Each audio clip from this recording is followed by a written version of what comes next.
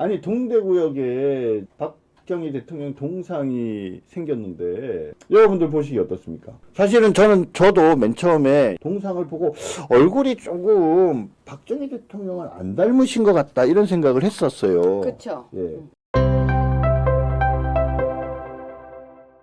요즘 이 뉴스들을 보면요, 자꾸 누군가의 것을 훔쳐가려고 하는 게 눈에 보이고 있어요. 8번 뉴스입니다. 차기 대통령 누가 적합할까 계속 조사하고 있어요. 계속.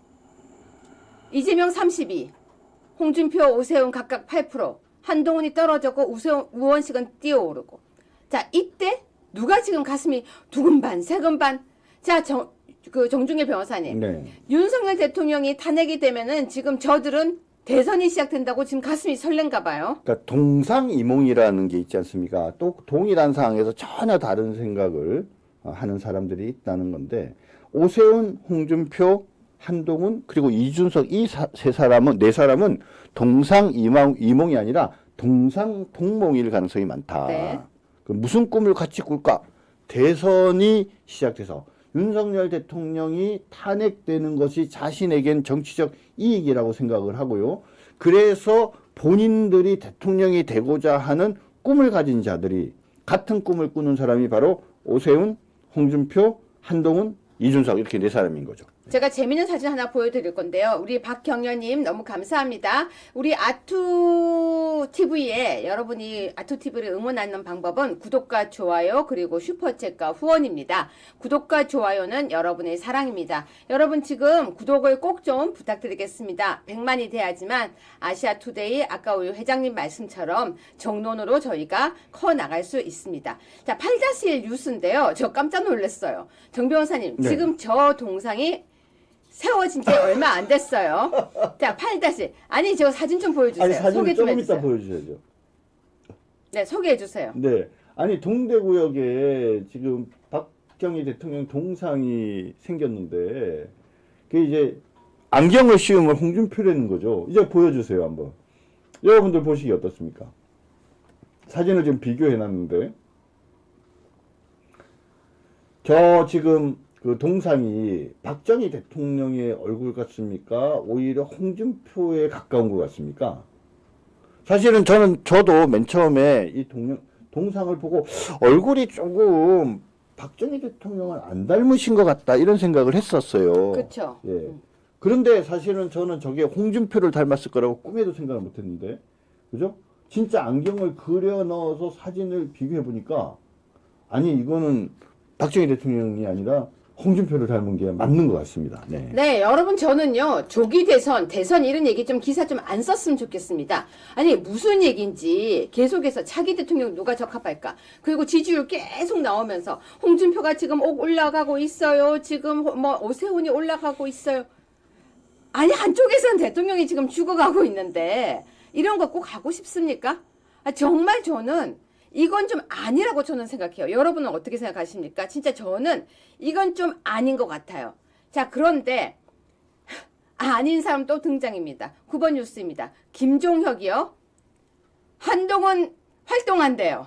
소개해 주세요. 예, 방금도 말씀드렸지만 차기 대통령 4명이 같은 꿈을 꾸고 있다 그랬죠. 오세훈, 홍준표, 한동훈, 이준석. 그 중에 한 명이제 한동훈이 그 자기의 이제 그 앞에 나팔수죠. 김종혁을 내세워 갖고 1월부터 활동을 재개할 거라고 이야기를 하면서 계엄 때처럼 목소리를 낼 거다라고 얘기를 했습니다. 여러분이 예상하는 한동훈의 목소리, 계엄 때처럼 내는 목소리는 무엇일까요 생각하세요? 이준석하고 똑같이 하는 거네요. 이준석보다 더 세게 할걸요? 제가 보기엔 신속하게 헌법재판소는 윤석열 대통령을 탄핵하라. 저는 이렇게 얘기할 것 같아요.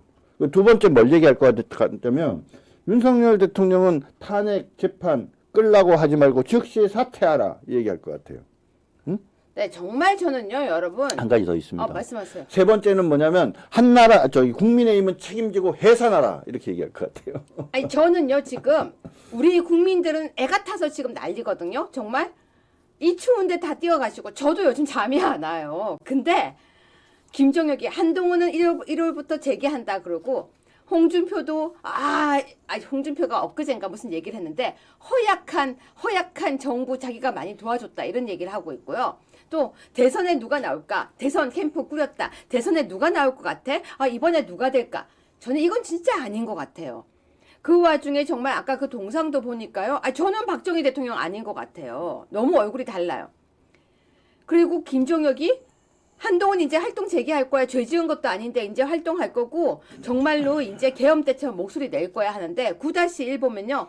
이준석이 또 뭐라고 해요.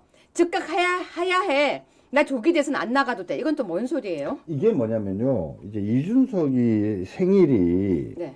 3월 30일인가 뭐 그렇다고 하더라고요. 그래서 네. 1월 달 안에 탄핵이 만약에 인용이 되면 네. 그러니까 저기 40살이 안 된대요. 네네.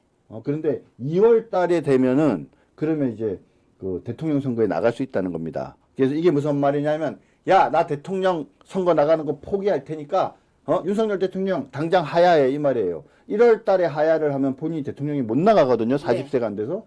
나 대통령 나가도 안 나가도 좋으니까 하야해 이 말이에요. 네. 근데 이게 사실은 근데 자기가 지금 그런 소리 할 때예요? 할 때는 아닌데 이제 이거 갖고 노이즈 마케팅 하는 거죠. 그러니까 뭐냐면 내가 말은 이렇게 하지만 윤 대통령님 설마 1월 달에 그만두시진 않겠죠? 저 대통령 좀 나가게 해주세요. 이 얘기랑 똑같은 얘기입니다. 자, 아무튼요, 여러분 10번 뉴스를 보시면 아마 여러분 얼마 전에 놀랐을 겁니다. 민주당이 34.8%, 국민의힘이 33.9%, 오차 범위일 뿐만 아니라 각각의 여러 가지 여론조사에서 국민의힘이 지금 빠지지 않고 치고 나가고 있고요. 뿐만 아니라 윤석열 대통령에 대해서도 지금 지지율이 확 빠지거나 그렇지 않다고 합니다. 아주 정말 특이한 현상이라고 하는데요. 박근혜 대통령 때와 다른 이 현상 어떻게 보십니까? 뭐 일단 학습 경험이라고 생각을 합니다. 저희가 그러니까 무기력하게 너무나도 무기력하게 당했는데 나중에 알고 보니까 내다바이 당한 거죠. 네. JTBC의 그 말도 안 되는 태블릿 PC 네. 때문에 우리가 나중에 지나보니까 태블릿 PC는 최순실의 게 아니래요. 그런 황당한 걸 듣고 우리가 스스로 무기력하게 오히려 어떻게 보면은 그들보다 더 앞서서 박근혜 대통령을 공격했죠. 어떻게 너가 그럴 수 있냐고. 박정희 대통령의 딸이 너가 어떻게 그럴 수 있냐. 이렇게까지 하면서 오히려 우리가 먼저 막 실망하고 그랬었는데 나중에 알고 보니까 뭡니까? 이게 뭐 거짓 뉴스가 너무 많았던 걸 뒤늦게 하긴 한 거죠. 세상 사람들이 사실은 잘 못 알고 있는데요. 박근혜 대통령이 왜 탄핵당했어? 이렇게 물어보면은 사람들이 뭐라고 얘기하냐면 뇌물죄로 형사처벌 받아서 그렇다고 생각해요. 아니에요. 대통령이 말입니다. 당시에 탄핵 소추당한 핵심적인 이유는요. 미르재단과 K스포츠재단과 관계된 강요죄 부분이었어요. 실제로는 뇌물이 아니라 그랬는데 나중에 강요죄가 다 무죄 났는데 이후에 조사를 하는 과정에서 뇌물죄가 나중에 유죄 확정은 됐었죠. 그러니까 엄밀하게 얘기하면 뭐냐면 강요죄로 탄핵을 했는데 강요죄는 무죄가 났다니까요. 그러니까 만약에 박근혜 대통령을 뇌물죄로 다시 탄핵을 할 수는 있겠죠. 탄핵 소추할 수 있겠죠. 기소를 하면 탄핵 소추하면 근데 탄핵 소추된 내용에는 뇌물이 없었다니까요.